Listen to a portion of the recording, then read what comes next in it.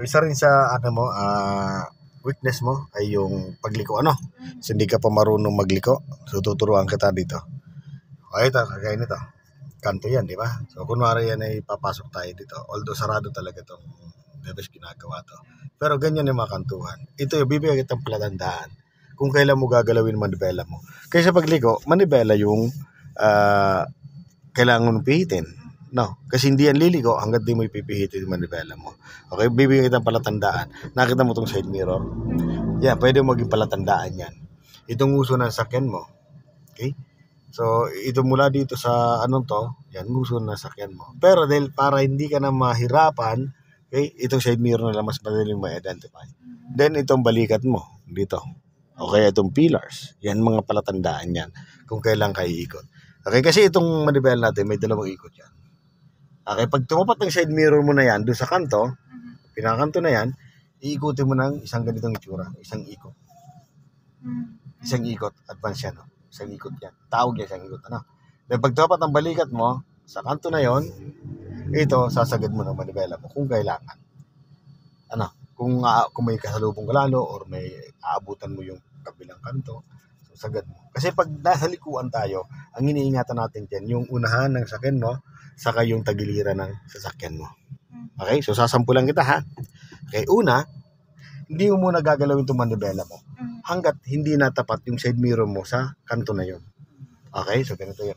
Patatapatin ko muna ito, ha? Di muna ako nagalaw ng manibela.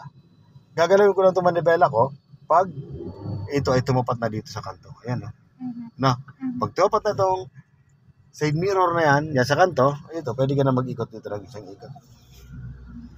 Yan yung step by step, Okay, then pag pinabanti ko yan at tumapat na ang balikat natin, ito, tapat ng balikat mo, sa kanto, yan, tapat na.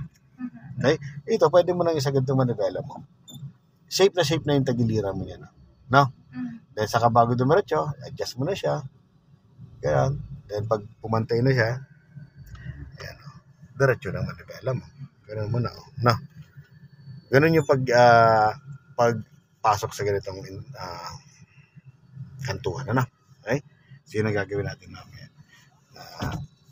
Kailangan mo practice kasi sabi mo sa akin, may hinaka pa talaga sa kantuhan. Atras tayo kasi bawal. Private na ito ngayon.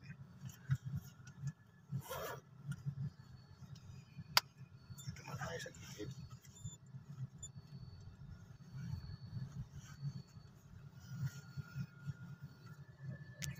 Naranasan mo na bang mag-drive sa paahon na yun na traffic ka, napahindukan ka nito? Hindi pa. Okay, so kasi sabi ng tatay mo, nagdadrive ka na daw, sabi sa amin. So pang siguro sa highway lang, So ito yung gagawin mo pag nandito ka sa ganitong kalsada na medyo pataas, okay?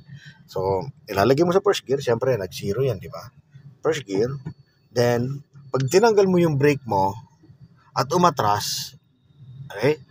So, kailangan mabilis ang reaction mo. Kailangan apakan mo kaagad yung gas, then diretso kaagad ng angat ng clutch. Kaya lang, pag mabagal ka pa, okay, baguhan ka pa, mahirapan ka. Pag apak mo ng gas, atras agad yan, so tendency niyan, iaangat mo yung clutch mo, mamamatay yung makina mo. Yun ang mga ginagawa ng mga baguhan. Okay, so para hindi mamatay yan, ganitong gawin mo. Okay? Pag nilagay mo sa first gear yan, ang gagawin mo, huwag mong bibitawan yung brake mo. Ang kailangan mo muna ay angat mo na yung clutch mo.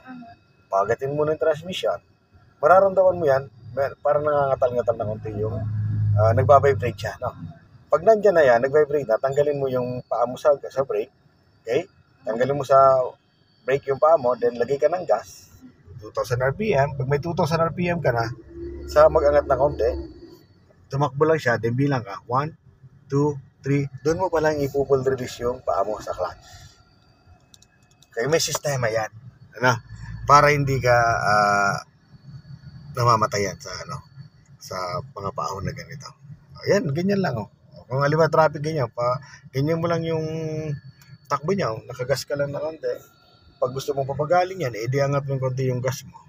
Tapos pag mabagal naman, apaka ng konting gas. So nagapang naman yan, So pag malakas ang makina mo lalo, ganyan, wala nang gas, wala nang clutch, ayan, naandar yan, ganun ito, Pero pag may sakay ka dito sa likod mo, mahirapan yan, kaya nagsusupport tayo ng gas.